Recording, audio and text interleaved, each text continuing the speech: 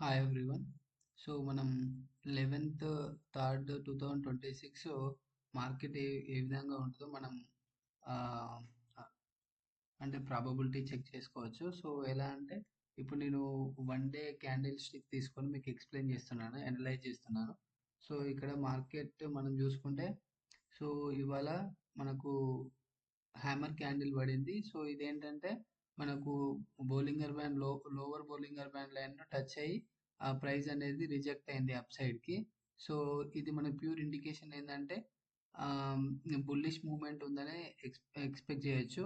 అదే విధంగా previous day candle యొక్క హైని కూడా అది సపోర్ట్ గా తీసుకుంది. అదే విధంగా Bollinger band lower Bollinger band line ను తీసుకుంది. సో మనం ఇక్కడ ఒక కన్ఫర్మేషన్ క్యాండిల్ వస్తే మనకు ఇంకా పర్ఫెక్ట్ గా బుల్లిష్ మూమెంట్ ఉందని మార్కెట్ లో మనం ఎక్స్పెక్ట్ చేయొచ్చు.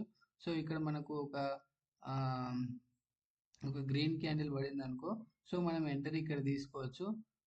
ఇట్స్ ఈ అంటే ఇప్పుడు మనం ఒక పర్టికులర్ గా మన గ్రీన్ క్యాండిల్ పడ్డాక తీసుకున్నప్పుడు పర్ఫెక్ట్ కన్ఫర్మేషన్ తో మనం ట్రేడ్ ఎంటర్ అయినట్టు ఉంటుంది. సో ఇఫ్ ఒకవేళ డైరెక్ట్ గా మనం ఇప్పుడు కూడా ఎంటర్ కావచ్చు.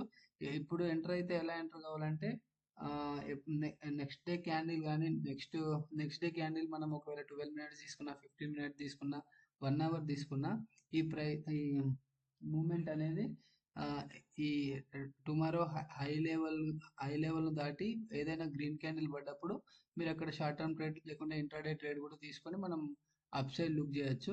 సో ఇఫ్ ఒకవేళ ఇంటర్నేషనల్ మార్కెట్ యొక్క ఎఫెక్ట్ తోని మనము మార్కెట్ ఒకవేళ గ్యాప్ డౌన్ అయినప్పుడు మనం వెయిట్ చేయాల్సి ఉంటుంది. సో ఇక్కడ దీన్ని కన్ఫర్మేషన్ అని ఎందుకు చెప్తున్నా అంటే మనకి ఇక్కడ ఆర్ఎస్ఐ కన్ఫర్మేషన్ కూడా తీసుకున్నాను నేను. సో ఆర్ఎస్ఐ ఏంటంటే 30 లైన్ ని బేస్ చేసుకున్న తర్వాత ఇక్కడ రిజెక్ట్ అయింది, ప్రైస్ రిజెక్ట్ అయ్యి అప్ సైడ్ కి మూవ్ అయింది. సో ఇదేంటంటే ఇక్కడ డబుల్ ప్యాటర్న్ లాగా కూడా షో అవుతుంది.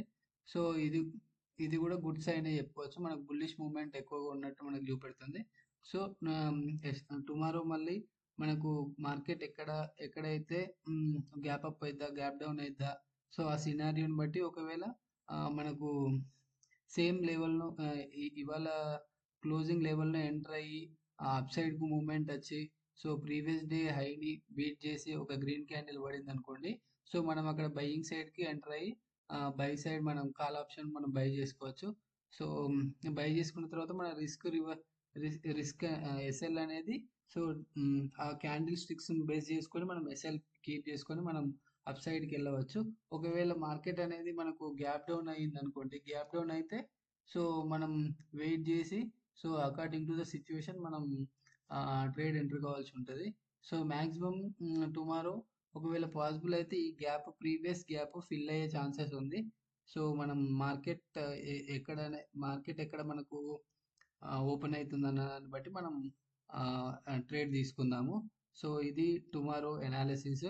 మనం అంటే ఇది ప్రాబబిలిటీ ఓన్లీ. సో మనం కంపల్సరీగా ఇలానే మార్కెట్ మూవ్ అవుతుందని చెప్పలేము.